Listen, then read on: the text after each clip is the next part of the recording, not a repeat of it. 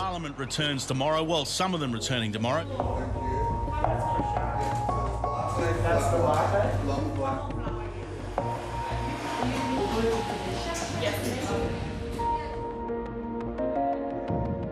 Can you hear me? Yes, I can. The Speaker will just sort of say, member can't be heard at the moment, can you just check your muting? It seems like you've done a very good job. It seems to have been working well. When it comes to the agenda this week, yes, I think it's going to be COVID, bloody COVID.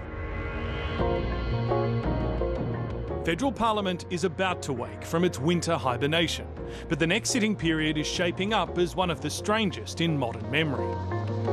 Tuesday, you'll receive a link and password. Try not to mix them up. There's all the briefings. It'll go back to DFAT. Many MPs, like Minister Dan Tehan, can't make it. He will be dialing into meetings as he quarantines in Canberra after a trade trip abroad. There's a secure telecommunication set up so I can do cabinet meetings. Senior members of the coalition have been unexpectedly cut off in Queensland, including Peter Dutton, the leader of the lower house, and Assistant Minister for Women, Amanda Stoker. My husband and I made the decision that it was the right call for our community and for our family for me to quarantine at home until I have a negative COVID test. It's Tony for the Secretary. Can you hear me? Others will be at home, juggling remote parliamentary proceedings with remote schooling. How's your Zoom going? Labor frontbencher Tanya Plibersek, just one of those caught up in the Sydney lockdown. There are so many people struggling, falling through the cracks, people who don't have any income. For those who do come here to the halls of power, a new swathe of precautions have been put in place, even though the capital has remained COVID-free for more than a year. It's a physical reminder of just how rapidly pandemic politics have shifted since MPs last gathered 5 weeks ago. Is this the weirdest week of Parliament you've ever experienced? Oh, it's on the list. The weirdest was probably right at the start of the pandemic, when we just had massive social distancing.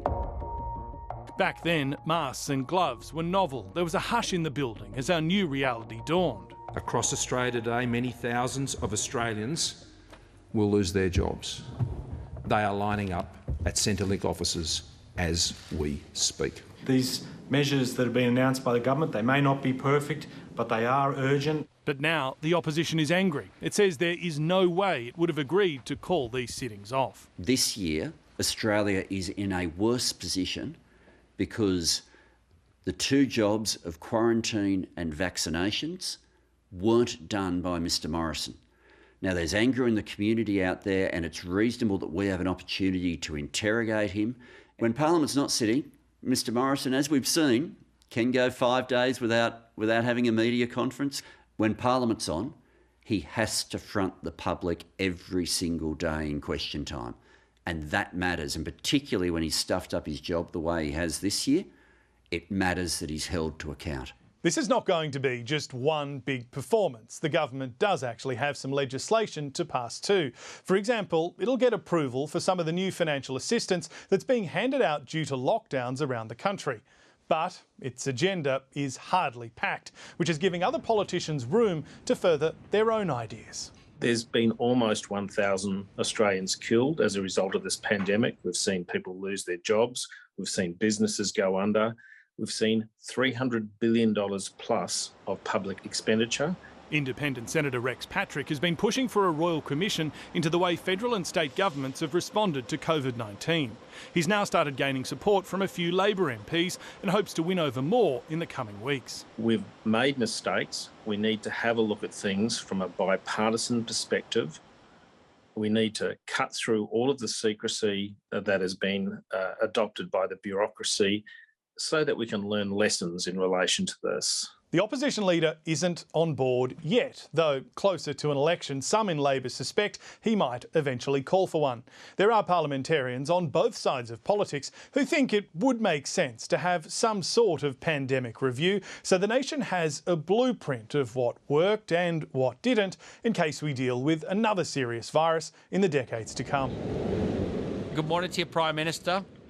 G'day, Neil, and can I say thanks to everyone across southeast Queensland for their patience. It's a difficult thing to go through these lockdowns. The Prime Minister, though, is for now spending his time encouraging all adults to get vaccinated as soon as possible. There are small risks associated with this, but I mean, driving around your car for a whole year is more risky. There's currently a concerted effort to shift the focus to our plentiful AstraZeneca stockpile. I've got 1.6 million doses of AstraZeneca sitting at the moment that I can allocate immediately, but there is also another 1.5 million doses that we've allocated but just haven't been drawn on yet. The message coming from Canberra is really pretty simple. AstraZeneca is right now the fastest path we have to the high vaccination rates required to give us all freedom from lockdowns. But at the moment, the nation's parliament reflects the disruption around the country. Will I hear the Speaker call me? Yes, so like I'm speaking now. Some members in quarantine, some locked down, and some battling technology in an effort to make the best of a bad situation.